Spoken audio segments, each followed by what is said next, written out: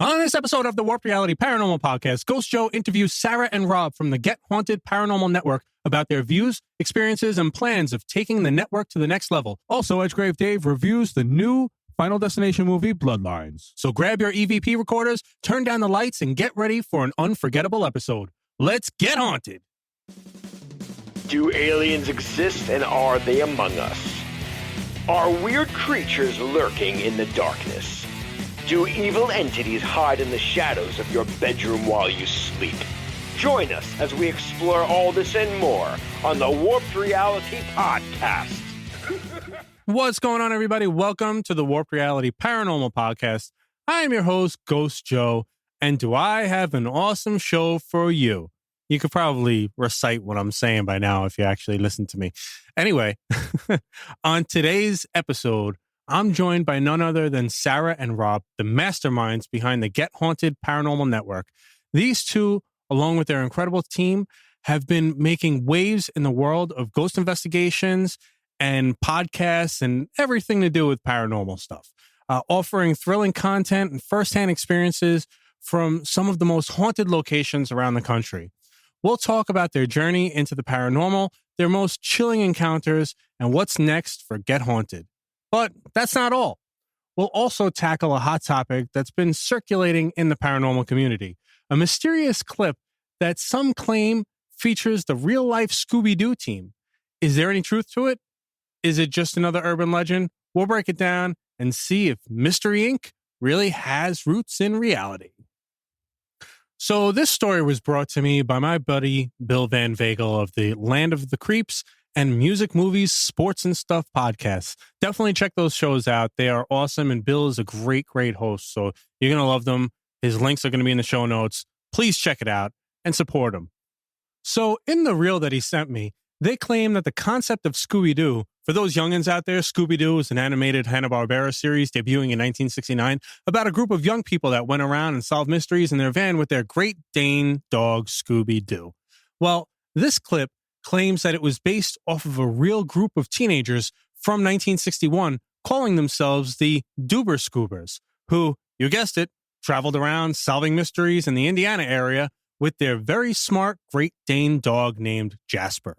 So, the reel went on to say that in 1964, while they were investigating a string of disappearances from an abandoned amusement park in Ember Falls, that something went wrong and only 2 of the 4 mystery seekers supposedly made it out alive, while the other 2 were found dead with frozen, terrified expressions on their faces in a hidden tunnel under the amusement park. 8 years later, a hiker was hiking in the area and spotted a large creature with the head of a dog and a collar around his neck with the initials SD. So it sounds pretty crazy, right? And it sounds like something out of a horror movie or whatever, right? So, because it probably is out of somebody's imagination. So let's break this down, shall we? So there is no such place as Ember Falls. The closest I found was a book by author, get this, S.D. Smith. Another is the name of a Finnish heavy metal band, which probably had nothing to do with Scooby-Doo, right? There was no such mystery team called the Doober Scoobers, and the characters were actually based off of characters from the sitcom called The Many Loves of Dobie Gillis and the Archie comics. As far as the abandoned amusement park, there are many throughout the country. One that had closed down in 1961 in Indiana called Playland Park could be what this clip was referring to. However, there were no known documented cases of disappearances associated with it. So, there you have it. A fabricated story from the internet. Can you believe that?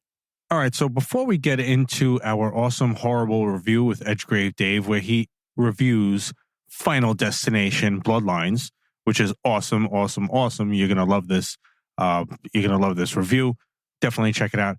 I actually wanted to tell you a little bit about my experience of last week with Edgegrave Dave.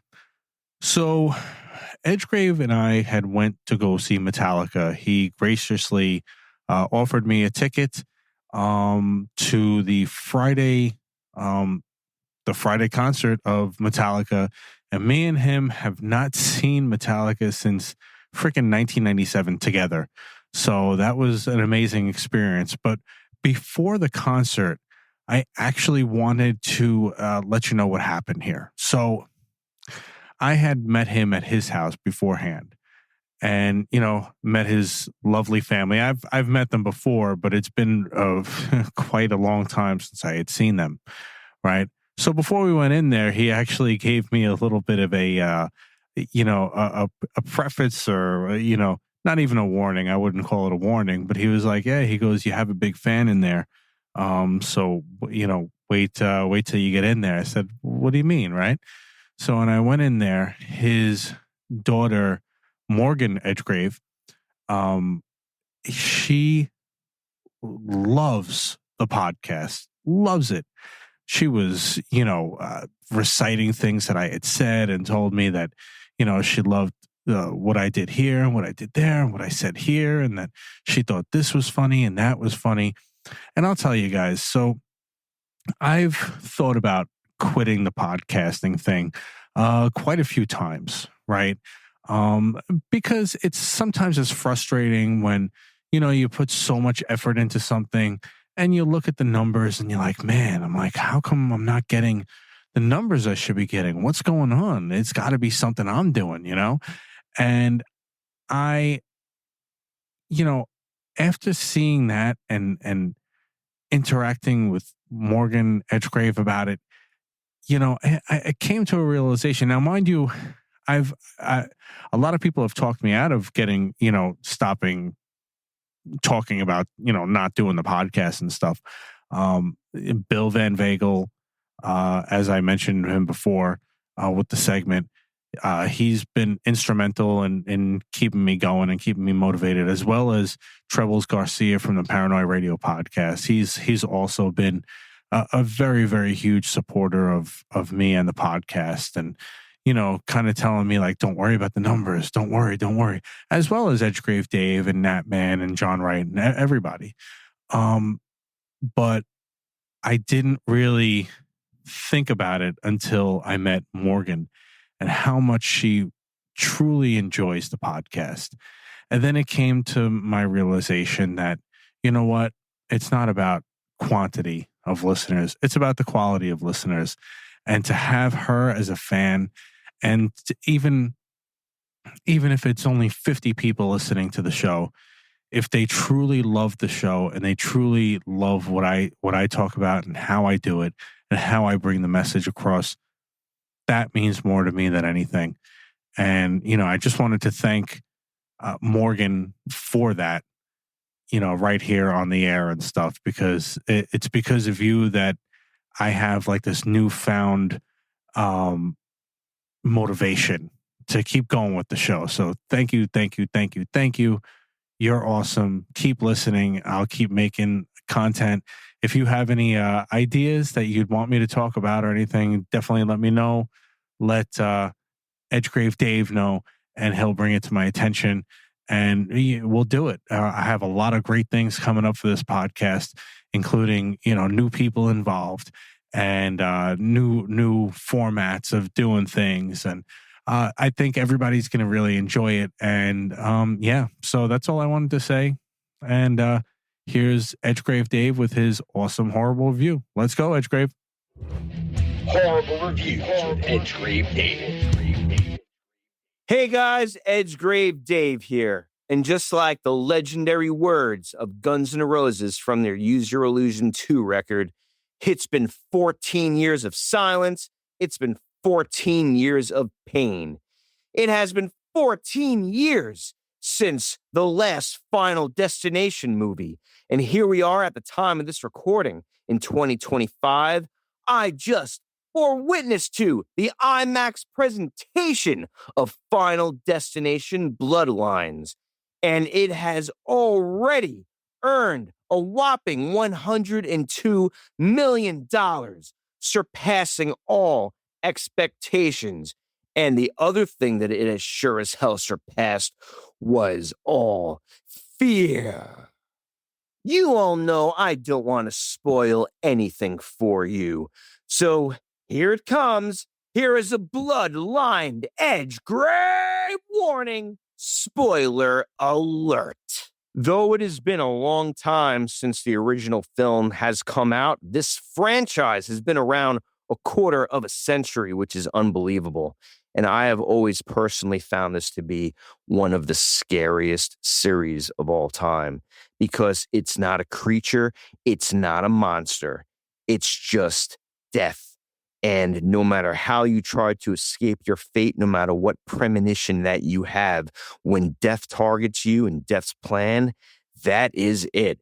And I remember Ghost Joe saying, and this is absolutely true, if you ever see a truck with logs on the highway, we know that we're all thinking of that Final Destination sequel. Because damn. But on the lighter side of things for just a moment, I couldn't help noticing that the title with Bloodlines has been used so much. As a matter of fact, there have been so many times in horror films that Bloodline or Bloodlines has been in the title.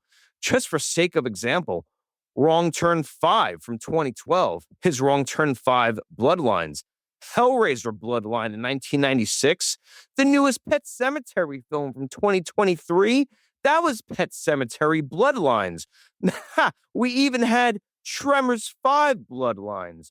I just think of these things. I can't really fault them for that, but you might as well think of the word final as well. Well, it was always in the title. I tempted to say final chapter from Jason and the Final Friday. Well, here we go. This won't be the final thing that I say. Moving on. And I do have to get serious for just a moment. This film also showcases the final performance of the recurring character, William Bloodworth, with Tony Todd. And I did have the chance to meet Tony Todd at our Monster Mania in 2018. I may have told the story before, but as it goes, I had a photo op with the Candyman in costume with the hook, the fur jacket, and everything. And I was rushing up the stairs to try to meet Kane Hodder, who plays Jason, actually. And he accidentally knocked me up or down the stairs. However it is that you want to think about it. And he's like, oh, man, I'm sorry. And when I got to meet him just a few hours later, he remembered that and he gave me a free photo because he felt so bad about it. He was just the nicest man. And I also did get to meet Devin Sawa, who was in the original Final Destination. And he was cool as hell, too. So you never know how these films are going to connect people to the actors that portray these characters that we all identify with. And I just wanted to share that with you. Just a couple of other facts to get out of the way. This film was made by New Line Cinema, the house that Freddie built. I just love seeing that. This was distributed by Warner Brothers. This film was directed by Zach Lipovitsky and Adam Stein. Screenplay by Guy Busick, Laurie Evans Taylor. Story by John Watts, Guy Busick, Laurie Evans Taylor. And this is starring Caitlin Santawana. She played an excellent main cast member who her name was Stephanie, and she's the one that has the premonitions in this film about death. Tio Briones, Richard Harmon, Owen Patrick Joyner, Anna Lore, Breck Basinger, and as we mentioned, the final performance dedicated to Tony Todd. So these films have always scared me because, like I said, it's not a creature, it's death itself. And this film has one of the scariest, most frightening openings that I've seen in a long time. They take you back to 1968. There is a very high building called the Skyview. Just looking at this thing, imagine if there was a restaurant that was as high as, I don't know, maybe the Eiffel Tower or the Statue of Liberty. Very big spoiler alert if anybody has fear of heights. And you get to see this incredible scene of what happens with just an innocent penny.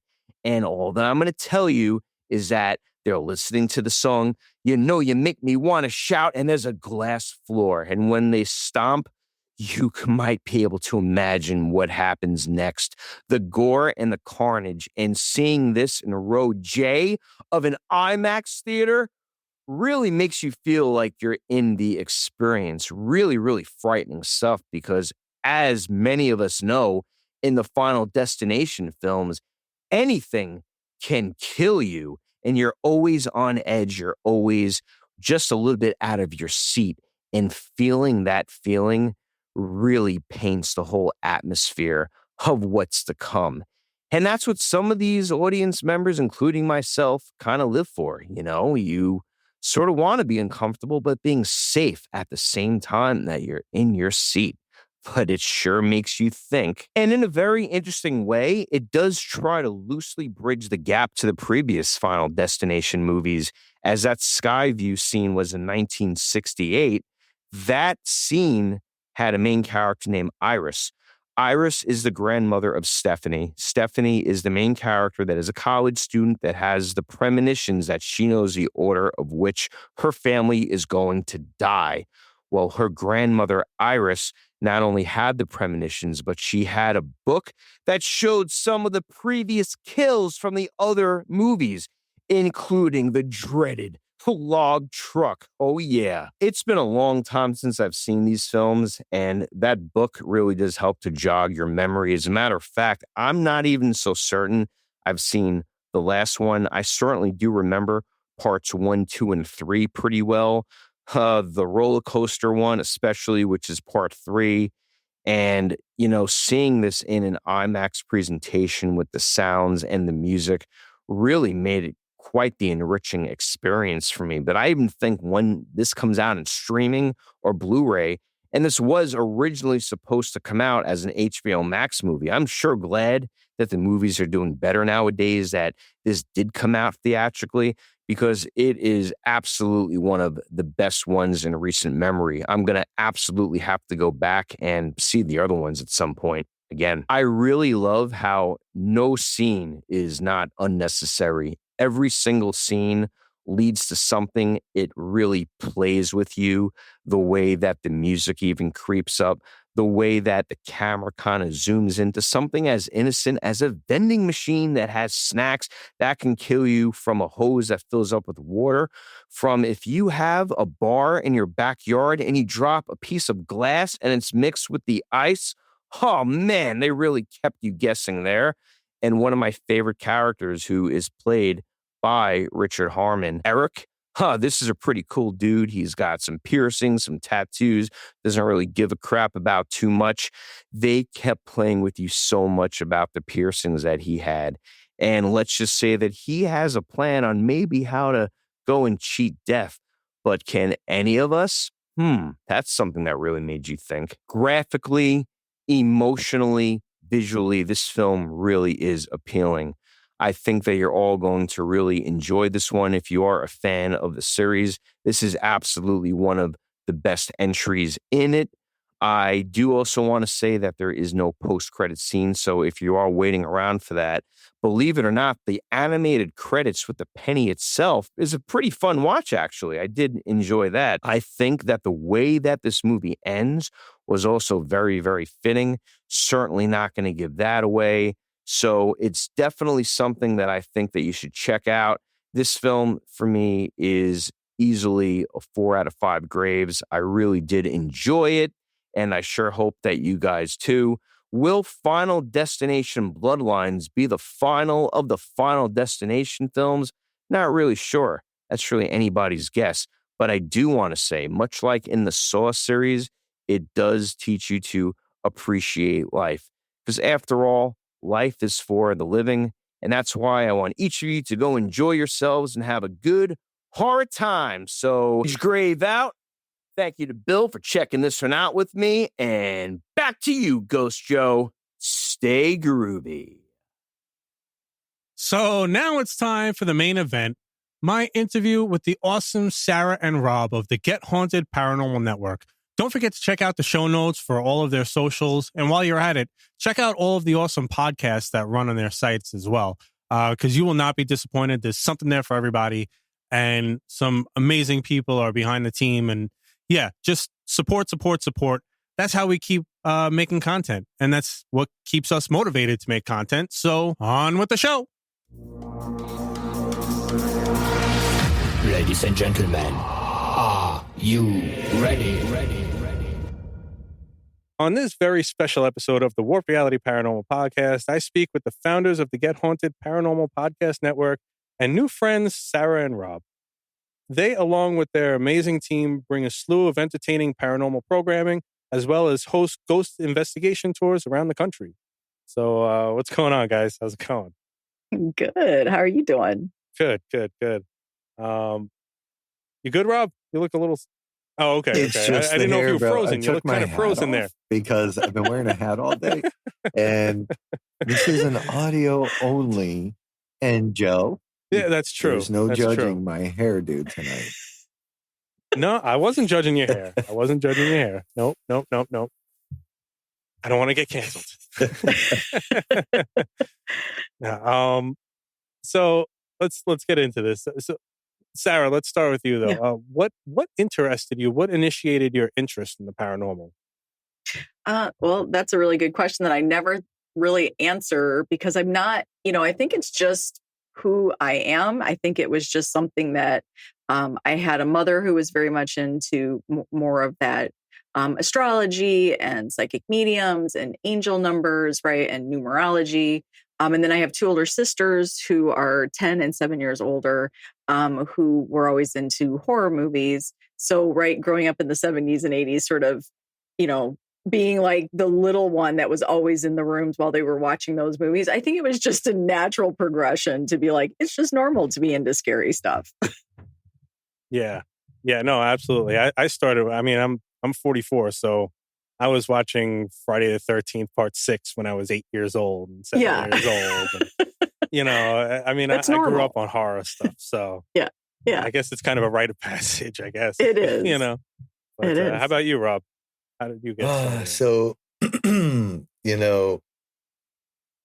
it was always an interest, right? The spooky stuff, the scary stories. Growing up, my aunt had an antique shop upstate New York, and we'd go up there every summer. And the story was that her shop was haunted. So she'd sit and read Fate magazine with me and all these fun things. But I never really went out looking for it, In 2005, my daughter was born and my dad was living with us. He was sick. So they became, and that was his first and only granddaughter. So they became really, really close. And 3 years later, she was about 2.5 when my dad passed away. Really strange things started happening, especially around her. Initially it was, her talking to him, like she knew he passed away and we didn't even tell her. Excuse me. But then it became more and more, right? She would draw these weird pictures. She would talk to him, play with him. Then we started experiencing things in the house. Again, especially around Ava. And that really it had me spooked at first, but I became very interested in trying to figure out what the heck was happening. Started watching, the ghost shows religiously. And then I tried to find a team, which was very, very challenging, which kind of led to, the concept and the birth of Get Haunted eventually. But I did. I went out, started exploring, and I had a very scientific day job. Right? I had this weird technical / marketing role for a big Japanese technology company. And I did spend almost every day, analyzing things and then proving to the rest of the world why something worked or did not work. But when I went out there and started doing this, I was getting things that I just couldn't prove. And there was no rational explanation for some of the things that, I was witnessing or recording on the cameras. Back then, I really was into the equipment and trying to document it. And that was it. Like, I just got the bug, I got the bug and started going as much as I could. Eventually landed in a spot that allowed me to do public events for another company. And ultimately that ended up turning into me kicking off Get Haunted, mostly as a merch company in 2019. And then in 2021, I hadn't been doing public events, and I was like, well, we're gonna launch this thing and do public events as well. So that's kind of the genesis of the Get Haunted vision, or what led me to finally kicking Get Haunted off in 19. So how did that get started? That was actually my next question. How did Get Haunted get started? How'd you hook up with Sarah and who else is part of the team? Great segue. So, I worked for, it was really a volunteer position, but I was with at the time, it was probably the largest public event company in the company. And I was there for a few years and started out as, an investigator, and eventually ended up having kind of, the Northeast as my region. And I did public events literally all over the country, from the Queen Mary to the Conjuring House. Once we landed the Conjuring House, I ended up having to be there quite a bit. And from there, things got really strange for me on the personal side and paranormally. But I also noticed a shift in maybe what some would say would be the ethics of that company that I was working for. And I didn't like it. So eventually, I left. I finally left in 2019. I had kind of taken a break from doing public events because of the paranormal things that were happening around me, to me, at home, to my kid, around my kid. Even my ex-wife started to witness these things, and it did. It scared me pretty much big time. So I took a break from investigating and was doing more, like back end kind of work. Once I finally was like, you know what, I've had enough. I didn't like the way some things were going. I handed in my keys, for lack of a better term, and I took a break. I later, probably about a week later, was like, you know what, I need to make money here. So I kicked off the merch side of it and was providing merch to some people. And then after a few months of kind of getting over the paranormal scare, I was like, I missed public events. I missed being out there with, new people, old people, seasoned people. And that reaction when we do get something, right? And that, especially for the new people. Right. So it was Halloween of 2021.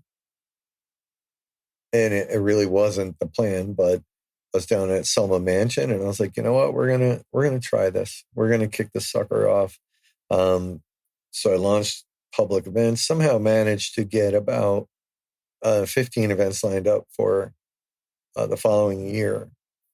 But that was October 31st of 2021, right? Where we went from just merch to hosting events. At the time, I had Bill Bryan. You've met Bill, I believe.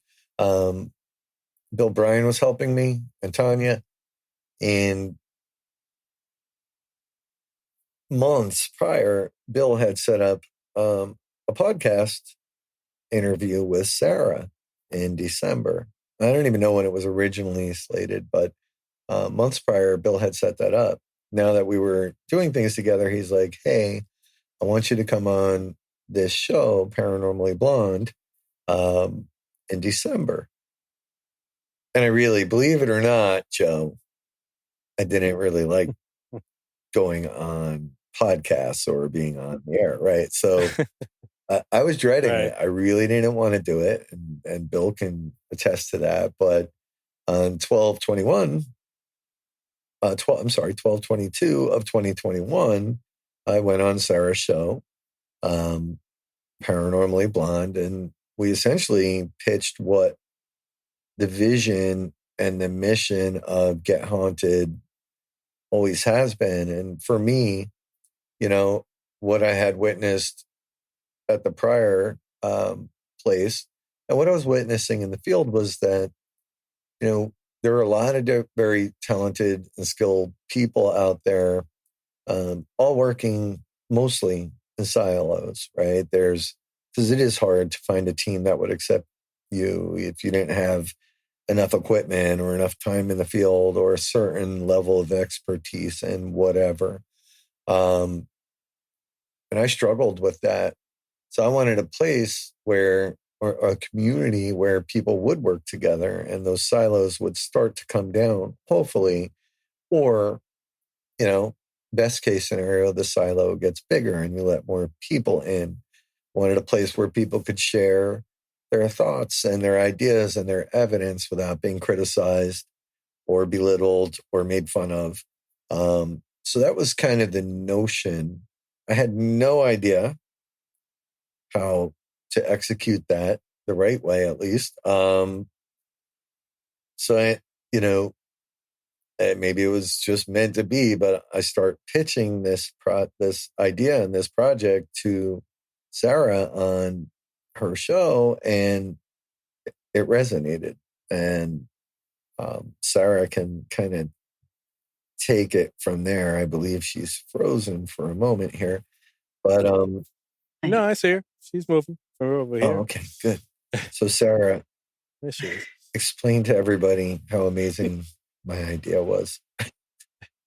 Yeah, well, I think that's something, Joe, and you might even have experienced this, when you start to sort of traverse into the paranormal world, right? People are they're not as open sometimes to allow you to come in and enjoy what they've already created. So when Rob showed up on the show and he started talking about it, I mean, the whole time, and it's funny, I've made him rewatch that very first time we meet, and where it's clicking. And I was just like, oh my God, like I just wanted more. I wanted to be a part of it. I got it. I got what he was saying about working together as a community and sharing ideas and having sort of a one-stop shop, where you could go in and talk to people. It really resonated to the point that after the show, I joined the network immediately and immediately started to find guests for my show. And that's really what I had used the platform for. So to me, it was an extension sort of what Paranormally Blonde has always been about, which has always been about giving everybody a voice. So yeah, it was just one of those things where it's like, I got to be a part of this network. So really, it was a couple months that I was really just somebody in the network. I wasn't a real big part of Get Haunted yet. I just was actually using their services. So who's actually who are the core team members now? I know I met a bunch of them at the Mid Orange thing, but a few of them. But oh gosh, we just had a crew meeting too. Yeah, we did. So I'll rattle off 2 or 3, and then you can throw the others in. Okay. It's late, Joe. You can't ask complicated questions. yeah, no, I get it. I understand. So Julie and Terry are sort of our they're sort of our handlers, right? They and project managers and whatnot. But we have Danny. You met Danny. So Julie, Terry, Danny are sort of the what I would consider, if you want to call them, the management team within the Get Haunted universe. And with Lori, we also have Lori who, so we kind of structured it with Rob's years in the corporate world, right? To be able to structure it. We have somebody that sort of handles the Paracon situation, projects, right? Crew handle. So yeah, me, Rob, Danny, Julie, Terry, Lori, are sort of the management, as far as keeping the daily tasks and the bigger projects sort of together. And then we have crew all over the place: Kaylee, Marianne, Bridget, Brandy, and then Mercs come in, right? We have a lot of Mercs that also those are teams within the community that really do embody what the mission of Get Haunted is. So then they also work under our umbrella, which those are probably people you know as well, like Two Brothers Extreme, Mike and Adam, and Joe B and Dom. That's Next of Kin. Bill and Tanya, obviously, Empty Casket Paranormal. So, it's really just about people who can sort of pay it forward to the community. They get it, right? They understand what the network is used for, and then they go out and they make connections, and you just hope that it grows. Gotcha. And how many, at this point, like how many podcasts do you guys have under the umbrella at this point? I think we're at about 20. I know a couple shows have taken a break, but we do have a couple shows that are in the wait to join the program. And really in the podcast program was something that I had brought to Rob and just had asked, like, I love what we're doing in the paranormal, but now I would love to extend that to the specific genre in the paranormal, which is the podcaster world. And doing podcasts myself, this was not something that I was asked to do this about 5 years ago. And I loved it. I loved everything about it. Right. So to be able to offer where hosts can help host, and then we have this amazing platform to sort of bounce off of. So it really was never about collecting the most shows, right? I think there are networks out there. There's great networks out there, KGRA, right? There's all these great things that, people can join. But we weren't meant to be that. We were really about networking and cross-promoting each other. So it wasn't about collecting as many shows as we can. It was about finding the right shows that wanted to come in and work together. Right, of course. So as far as the investigation stuff went, what was the first location that you guys had done like an investigation event? What was the first place that you guys did that?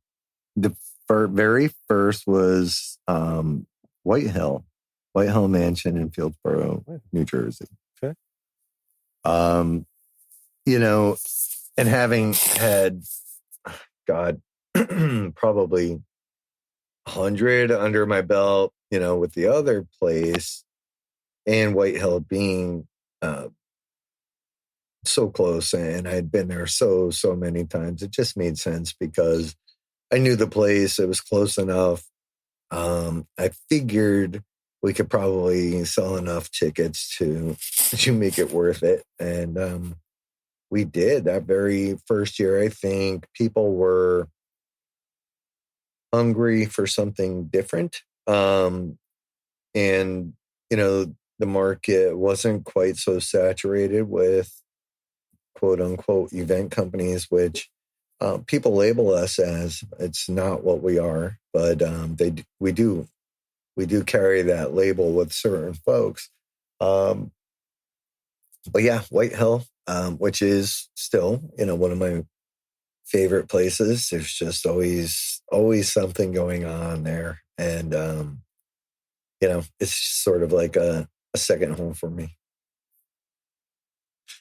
Yeah, I'm actually hopefully going to be going to the August 23rd event over there. I'm trying to get my buddy Dave, who does the horror reviews. I'm trying to get him to go there as well because he lives in Woodbridge, New Jersey, and my dad actually wants to go too. He's in Staten Island, so I'm like, Aww. Dad, come along, Plus, I could sleep at his house because Staten Island's pretty close to over there. It's much closer than where I'm at. So it works out in a few ways, Woodbridge is not far. I grew up in Edison, actually right next door to Woodbridge.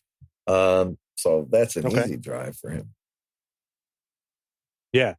I mean, he's like, he goes, I want to meet the Get Haunted people. I want to meet them, Aww. Yeah. Yeah, no, he's a good guy. I mean, I've known him since second grade. And he's the one who, me and him used to watch all the horror movies. We used to, Blockbuster Fridays, we'd go to Blockbuster, like, that looks like a cool cover, and pick that up. And, Wasn't that the best? Those were the best. We picked up, I remember the one that we really picked up that we were like, what the hell did we just watch, was Sleepaway Camp. Oh, God. If you remember the ending of Sleepaway Camp. Yeah. With Angela. That one. We're like, all right, what just happened? What did we just rent? Yeah. Cult classic. Right. And then we were also, we're big into heavy metal and hard rock and stuff. And we were going to see Broadway plays that had Sebastian Bach in them. And Sebastian Bach was going to be in Rocky Horror Picture Show. So we're like, oh, we never seen it. Let's rent Rocky Horror Picture Show. And we're like, what's going on? Why would Tim Curry be in something like this? The dude from Clue is in this movie? I've never, disclaimer, I've never watched that. I've never watched Rocky Horror Picture Show. I'll tell you, it's actually a really fun movie when you get past what it's about and how kind of strange it is. But it's actually a really fun movie, and the soundtrack is amazing. Actually, the soundtrack is really, really good. We'll have to make that a Get Haunted event. People, I'll tell you, like that's a big thing too. A lot of people do that around Halloween. They'll have like a screen set up and like I don't know if you ever seen. They used to have like audience participation. With that movie, people would throw popcorn in certain parts and scream out certain things. And, I've never been to one, but it seems like a pretty fun time, actually. Yeah. So as far as the places that you've investigated, whether it was with Get Haunted or on your own, what has been like the most active in terms of paranormal activity? Rob, you've had such. I think for you, the locations. Because you have really reached from coast to coast, and some of your stories, I think you've had really big experiences that you could rattle off a couple locations. Yeah, I could probably list out 2 or 3 that, are almost never a disappointment, right? And that would be, I would have to say, White Hill Mansion being one. Mid-Orange Correctional, I don't think, and I've been there at least 20 times, I don't think there's ever been one night where somebody didn't walk away going, I don't understand what just happened. I'll give 2 more. Then there's Missouri State Penitentiary, which there is no really great description for it. It's this crazy combination of menacing and amazing and awe-inspiring and then scary and then beautiful. It's just it's everything all wrapped up in 4 incredibly wild buildings. And then the other one, and most people will never go there, but it's so good that I have convinced Sarah that one day we will get our butts out to Deer Lodge, Montana, and that would be Old Montana Prison. That place is wickedly cool and scary. So 3 out of 4 are prison/correctional facilities. It's funny because when I would when I was working for that other place and I would help them with analytics, I'd broken out locations into what type of location they were, whether it was a prison or, a school or a mansion, and prisons were always kind of right at the top of the list. Yeah, when you think about it, people say you see spirits or, spirits are there, a lot of times due to, they're not at rest or they're not at rest. So I guess a prison and a hospital would probably be two of the biggest places. That's why I think cemeteries, there's a lot of people buried there, but they're at rest there. They're at peace there, for the most part. So I feel like, I definitely get that too. Like prisons, hospitals, You kind of bring up a good point, Joe. Like, when you think about the cemetery situation, when you listen to investigators speak about why something might be haunted, we always hear about the energy left behind, the traumatic situation that happened, or especially in a prison, right? Like the stressors and the fights, the big emotion, right? Hospitals, the big emotion, life, new life, death. But at a cemetery, it's not like something tragic has happened there. That's your final resting place. Right. So what energy is really imprinting there? If you go on what a lot of investigators talk about, right? Like what's replaying there? we, the living, if we go there, probably imprint our emotions and our energy there as we visit our loved ones. But for somebody that's already passed, are they really roaming a cemetery? I don't know if that really fits. Yeah. Yeah, that's how I've had an experience at a cemetery one time where I was walking through one, and I had the same experience at Mid-Orange Correctional Facility with footsteps walking right behind me, you know, and I ran the hell back into the car when I heard that, you know, not at Mid-Orange. I went all CO, and I'm like, get in front of me, you know, you're not supposed to walk behind me, and it stopped after I did that. I got all corrections on them, but That's cool. I figured let me try that out. It seemed to work, but I definitely had that experience over there, which was pretty awesome. What would you guys say in investigations is like the most invaluable piece of equipment? Oh, that is so that's a tough, I think that's a tough one to answer because one, every single person is so different, and two, every single location is so different. So you just don't know what you're going to need. But first and foremost, I would think, and I think Rob and I probably agree on this, is really getting yourself in tuned with a location, right? Using yourself first. I mean, the equipment really should validate, I think, what you're feeling or what you're sensing or what you're knowing, right? That's really what the equipment there is there for. But if I were going to use an actual piece of equipment, something technical that somebody made, as long as it plays music or a sound like that, like a bell or music, I'm all about that right now. That's my jam. Yeah, Sarah likes the audio cues, right? For me, and Joe, you got to witness, my favorite piece of equipment is a voice recorder for a lot of reasons, right? One is you're getting some kind of information from it, hopefully, when you capture something, right? The bells and the whistles and the lights are all cool, but you're not really learning anything. Sometimes with EVP recordings, we get like legit answers or information that we can pull a story out of. Plus, it's just cool to hear someone, wherever they are, whatever they are, that is not with us physically present speaking. It's amazing to me. So for me, it's the voice recorder. Yeah. Yeah, I mean, I'm gonna name drop him again because I think that this was awesome. When I had the interview with Tony Rathman, that thing that he's doing is phenomenal. I mean, it's incredible because you could hear the inflection in people's voices and the emotion. You could hear them talking to each other. Like, I've never heard anything like that before in my life. I mean, I was taken aback by it. Like when I was listening to it, I said, "That's amazing." That's all I kept saying. I was like, "That's incredible." I've never heard anything like that before in my life. But I mean, that was actually the Mid-Orange thing was definitely. I had told you that's the first investigation, event type thing I've ever been on. I did a thing at Queen Mary when I was out there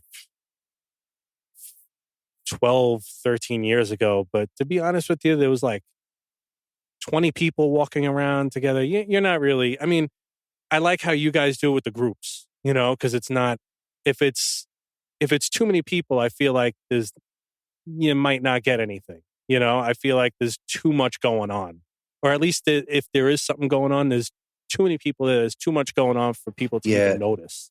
Really it can be tough. And some of our events are a little bit larger, right? And that's where, we have set a standard with everybody that leads a group, and it may sound harsh, but, for me especially, like, I'm rough. The Jersey comes out in me. If you're disruptive during a session, like, I'm going to ask you one time, and you got to stop. What people fail to realize is, when you've got 11, 12 other people sitting there, they also have paid money to be there, and they are trying to enjoy their time. So, and it is very much a communal thing. and we all want to experience it. So if you don't know how to behave, don't buy a ticket, or buy a ticket and get ejected. There's really only a couple options there. So it is possible, right? And I know there's a very popular concept that, public investigations, you can't get anything. And that's usually comes from people that haven't been out with us. So, I challenge that theory in some place. Like at Missouri, we had 58 people, I think. Battleship, we had 58, and we pulled it off. It was really good. Go ahead, Sarah. I didn't mean to cut you off. Well, I do want to say something though about the groups, because Joe, like what you mentioned, the beautiful thing when we break up, and a lot of times it will be three groups, and we do 3 rotations. I think when you get people in groups, and we sort of handpick them right then and there, right? Sometimes it just happens that people are. There might be 8 to 10 people that are kind of there together. They know each other. But when we sort of handpick those groups, or we sort of feel those groups out, there is something about working, when you can bust the groups up, you kind of get this cool work of energy, like the personality types, right? And if you're all together, like when you were walking the Queen Mary, when you're all walking together through, you're just really not sure where it's coming from. So when we bust up into 3 groups and then we come back together after a session to talk about what's happening, it's cool to sort of see like, okay, so this group over here isn't getting anything. Why is that, right? Like what's going on in that group that they're not really connecting, or this group is really getting some cool stuff. Like, what is it about this group? And I think that is a really important piece to investigating and to what we do in the paranormal in general, is to understand what we're all bringing. And, if you're all together, how are you going to weed that out? Like, how are you going to even know where to start? Right. So I like the groups for that reason. Yeah. And it's also one of the reasons why we like to rotate them through the different leads, right? Because Sarah and I investigate very differently than Bill and Tanya, very differently than Lori. So everybody's got their own unique flavor and style that they bring to it. And some of them are very equipment centric. Some are spiritual, some are hybrid, so giving people, different flavors on that menu when it's time to break off and it's time to go on free roam, they can ask us to come with them, or they might walk away with something, a new technique or a new style that they just didn't think really would work for them. So it's kind of cool when you watch that all together. But Sarah's absolutely right. And every now and then you'll notice like the one group that's like, yeah, we got nothing, right? But you also see how those people are investigating, right? Because I get to walk around and watch half the time. And I'm like, that energy just wasn't there. It's why I'm like, I yell at people in the beginning. I'm like, come on, it's about you tonight. So yeah, it's a big factor.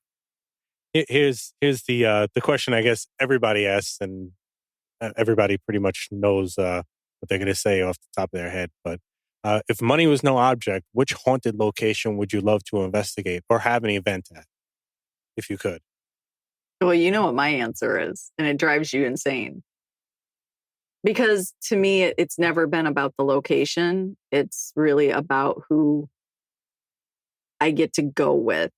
Because I think any location can sort of turn into this very unique experience when you're with the right people. I've been to some of the most popular locations that people, have made very big claims at and walked out of there going, eh.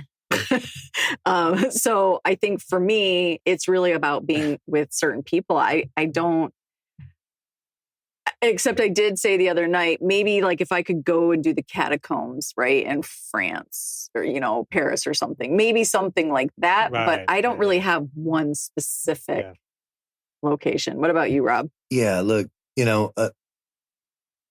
I was in Toledo, Spain, a bunch of years back, for my corporate job. And there's just something about it, right? It's this 15th century. Everything there is old and it's beautiful. And the Knights Templar, they still have the brass rings where they would tie their horses off. And witchcraft was a big thing there. it just felt haunted. And I'm curious to see, what it would be to investigate in Spain and what kind of EVPs would we get. And so for me, I would say, let's fuel the jet and get over to Toledo. And the food is amazing. So you really can't beat it. What are your thoughts on like UFOs, aliens, cryptids, and other paranormal phenomena? Like, do you guys subscribe to any of those as well, or? Oh, I mean, I think you kind of have to. I think for me, probably the last 3 years being a part of Get Haunted and meeting the many different, honestly, all the different fibers that are in the Get Haunted community, quilt, dare I say, like, you can't dismiss these experiences that people talk about when it comes to cryptid, Sasquatch, UFO, CE5.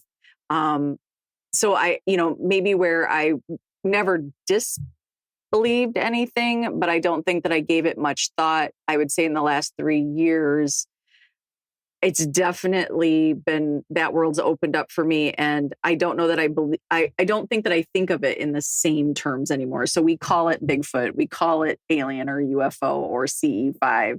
But I think now I sort of view all these experiences in a much different lens. And maybe it's more of a spiritual thing, interdimensional than it is, a flesh and blood, Bigfoot walking out there or a little green dude coming down from space. I think it's this consciousness and these, connections with our soul. I definitely would say I believe in that stuff now. How about you, Rob? What's your, Yeah, I mean, essentially the same answer. I wasn't closed off to it at all. In fact, I remember as a kid, Close Encounters, watching that, and Edison, where I grew up, Edison, New Jersey, had a pretty big UFO incident one night. And my father got to witness it along with one of our neighbors. So, I was open to the notion of it, more so the UFO piece than the Bigfoot piece.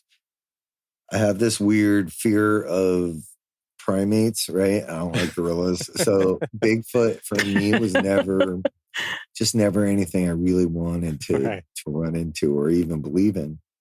But it really wasn't until, Get Haunted and linking up with Denise, Ernie, Todd and Leanne, Squatch Man, that they sort of convinced me that it wasn't going to be scary. Like I was afraid of getting killed by Bigfoot. But, once that first, and it's almost like it chooses you. Like when the time is right, it's time. And you got to be with the right people. And apparently the place isn't quite as important. But that first experience got me going, all right, not sure what I just saw, but and then the big experience at Fort Duffield, and it was like, I was like, there's no denying what myself and 19 other people saw that night. Right. And like Sarah said, I do think now that they're interdimensional, and I'm not sure how different they are than what we all, talk about with the classic ghost stories, right? Like to shut one of these concepts down or these notions down and accept another, to me, seems silly. And it would make a lot of sense too if they are interdimensional, because we've never found a dead Bigfoot. There's never, but I feel like there's too many claims of seeing him for it to be fake. Like, okay, you could say, all right, the Loch Ness Monster. Okay, there hasn't been hundreds, thousands, millions of people that have seen the Loch Ness Monster. Plus the first guy had said, oh yeah, I faked it. But Bigfoot is just too out there. And at the same time too, you were saying about interdimensional. A lot of people, from what I've read up and talked to a lot of people about, there's been a lot of times when they've seen Bigfoot, they've seen a UFO, or vice versa. They've seen a UFO and seen Bigfoot at the same time. So there has to be some kind of correlation there, Well, yeah, it's why we kind of started up the trifecta event last year. We did that in the Hudson Valley in New York, which is famous for UFOs. We brought Ronnie LeBlanc in, and we did a 2-day event where it was a ghost hunt and a CE5 experiment and a Bigfoot squatching, day. And dude, like, I'm not joking. When we did the CE5 thing, Bill, Brian, there were a bunch of us sitting around. These lights showed up. I mean, these lights showed up, and it was like, what? Like, that worked. Like, it literally worked. We could not believe it. The next day, we went on a squatch walk with Ronnie LeBlanc, and we believe we got a tree knock there. We found some weird structures in the woods. So is this stuff like, it might be more common than we think? And to your point, right? Even if, with the millions of Bigfoot sightings, if 99.8% are misidentifications or nonsense or made up, what about the 0.2%, right? Like, there is something. Right. There's something. Right. There's truth behind everything, there's always truth behind something. Yeah. Now, do you guys, I know you had just mentioned that, but do you guys ever put on events like CE5 or cryptid investigation events or anything? Oh, yeah, we did. You did do it. Yeah, we We're did getting into the first it. trifecta last We're year. getting into it. And then May 31st of this year, we're doing trifecta 2.0 down in Kentucky, West Point, Kentucky. We're staying with, there were different tiered packages, but we're doing the ghostly piece, right? Fort Duffield, which is right near Denise and Ernie's house. And they manage it. Has it all. They have the sightings of Bigfoot. They have the UFO sightings, and they have ghosts. So we're going to do that. It's going to be CE5, squatching, and ghosting. Awesome. Now, before I forget this one, because this kind of goes with one of the questions before, but you had said that for a while you were doing the ghost hunting thing, and then you had to take a break from it, but then you got back into it. What changed now? Like, do you say anything like after your investigations, or like, I know for me, when I got in the car after the Mid-Orange Correctional Facility, I got in my car and I said, listen, if anything is following me, stay here on the property. I don't want you following me home. You're not welcome here. Just stay where you're at. What do you do to protect yourself, basically? So, a lot of people ask that. And the whole reason I ever even, talked to Sara again was because I was in a really, really bad place. And when I say talk, it's not the whole reason, but we had chit-chatted once or twice on the network in the couple months in between. But she taught me a lot about myself on that day. And the day I reached out to her for help. What I've learned since, right, is like, for me personally, and I believe this is a very personal, protection is a very personal thing, right? And I believe it has to really mean something to you for it to work. It just does. So for me personally, I do not feel the need to say it out loud. I believe that when I do get in the car or I'm walking off a property, if I'm just saying, hey, in my own head, in my own space, right? Enough. Like, I'm going home. You're going to leave me alone. We just had an incident here the other night where I did end up speaking out loud, but I handle things much, much differently now that I've seen things that rattled me, that shook my core. I've experienced things. But I have stopped giving those things that much power over me. So if I can internalize it and believe it, truly believe it, everything seems way, way less scary. But I do put the thought out there. I put the intent, and that's what works for me. I'm not saying that works for everybody. What about Sarah Jane?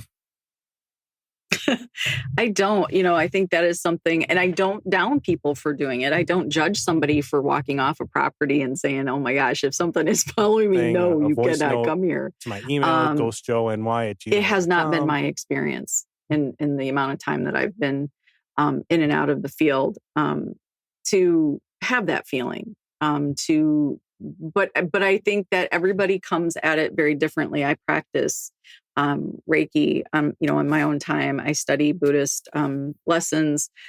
So I think it depends what we're doing in our daily life. And then if you're going to a location, thank you everybody for listening. I can see where have a great week. The prayers of protection or a ritualistic sort of thing becomes that. But I think people who, it's just your practice, right? It's whatever you practice. And I just haven't needed to practice it yet, I should state, coming out of a location or an investigation. Gotcha. Yeah, I mean, like when I've had things happen when I'm doing my podcast, I told you guys when we first started talking, I've had knocks on my doors and all sorts of things. And I just kind of like, all right, stop it.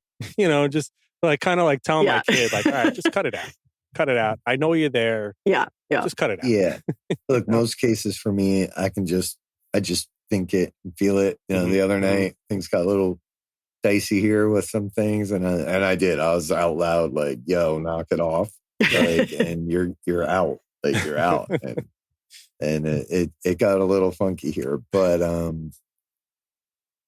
for me, the out loud spoken word piece, usually if you hear me saying it, it means things are getting weird. It's pretty bad. It's pretty bad. So what are your plans and hopes for the Get Haunted Network? What do you hope to accomplish with it, or, moving forward? It's a really good question. Do you want to go, Sarah, or do you want me to?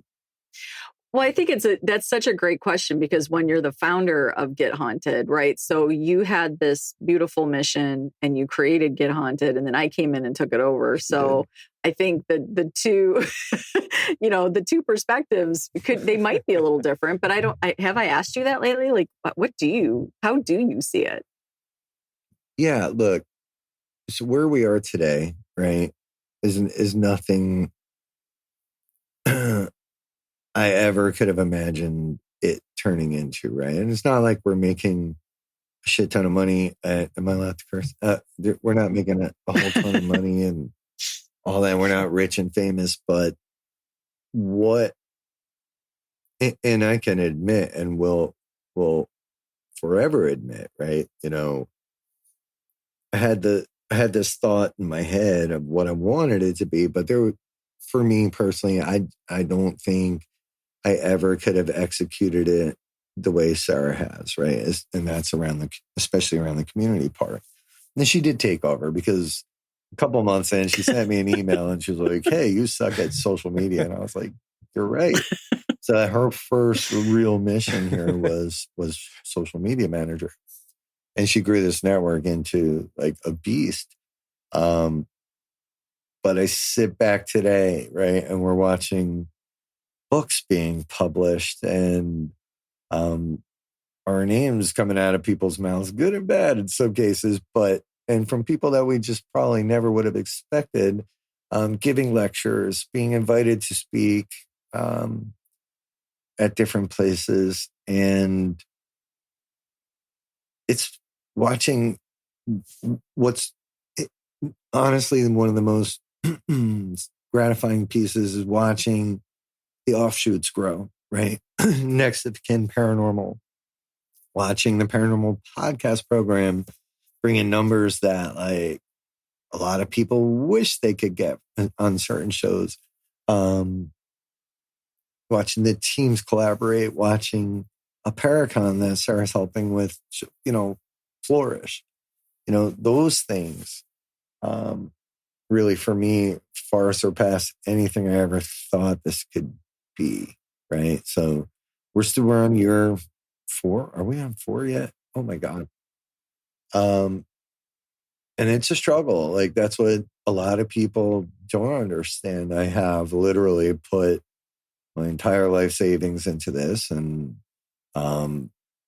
a lot of trust, and it's a huge, huge gamble, and it's a very challenging market. And, you know, being mostly based off of social media makes it even that much more challenging. But it's when we meet the Joe P's and when we meet the Joe B's, and we, you know, sit with people that listen to stories or tell stories, or something clicks for them and they're like, holy crap, like this makes sense. Like, so for me, I feel like we've already accomplished everything I could have ever imagined. And I know, you know, I could never have done this alone. I knew it. It's why I forced Sarah, you know, a little while into it. I was like, hey, like, I need you to help me run this thing, right? Because I'm still an Edison, New Jersey dude, right? And I don't know how to talk to the masses the way Sarah does, right?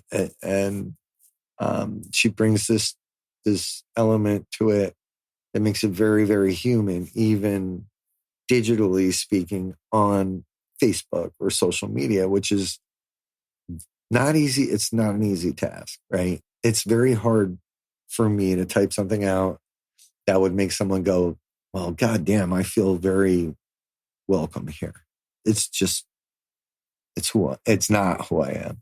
And it's something that she's exceptionally talented at, along with bringing a fair amount of our best ideas to the table, you know, when it comes to events or different things that we've pulled off over the past few years.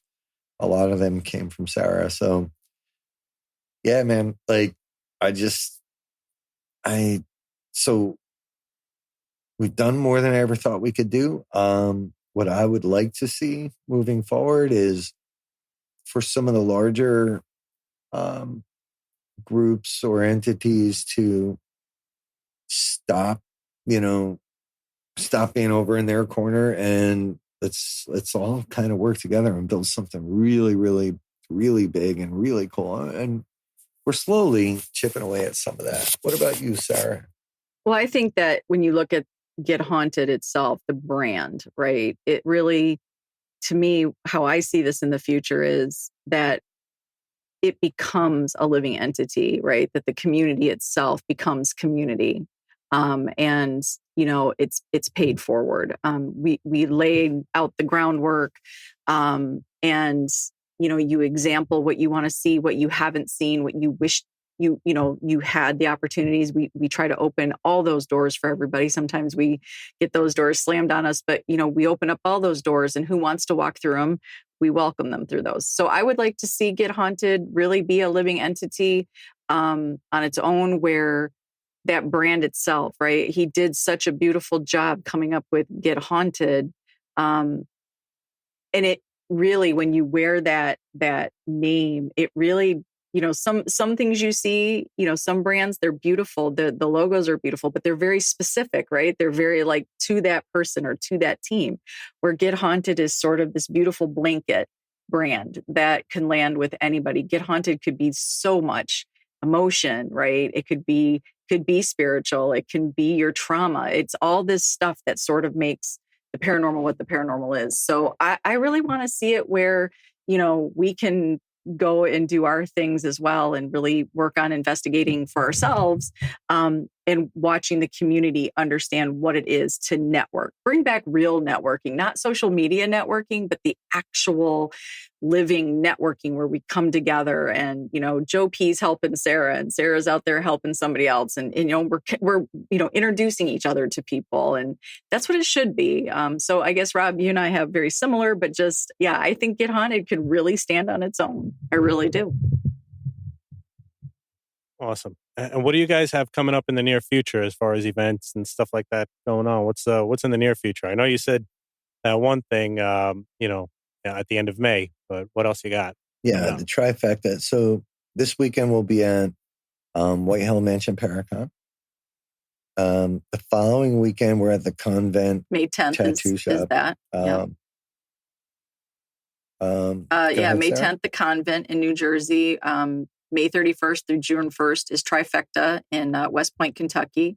June 21st is MSP, that is the book launch and investigation with Brian Peony, who wrote the book, and also investigating with Get Haunted. June 28th, we have New Egypt Historical Museum, another one, Joe. If you want to go to a great location, much like a White Hill, Joe, you will never be disappointed with New Egypt, the historical museum. It is amazing. We do have White Hill in August that you're going to on the 23rd, of course. We do have a couple new locations on the book that are in Ohio that we're making some decisions on right now. A junior high or a high school and a village. Those are out there. And of course, Mid-O will be coming up again in November. So yeah, we've got some great things. We didn't go as heavy on events, as Rob mentioned. We're not an event company. Get Haunted is a network.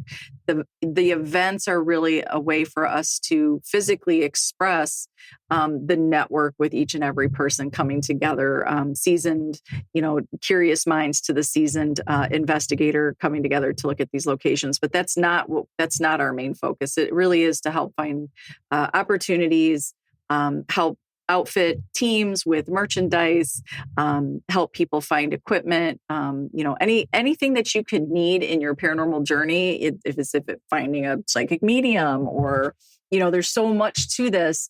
And we kind of want to be like the Yellow Pages, we're kind of right there to help you find what you need. Right. And how could someone find out more information about the network?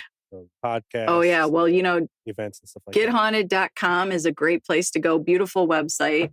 GetHaunted.com. Of course, another great way is the Get Haunted main page on Facebook. But if you really want some great interaction with the people of the entirety of the paranormal community, Get Haunted, the Get Haunted Network public page on Facebook is a great way to connect with people. Also, Get Haunted Patreon. And yeah, if you're interested, if you have a show, it is important to me that everybody has a voice. And I've been really proud of this program because there are people who really literally were guests on a show.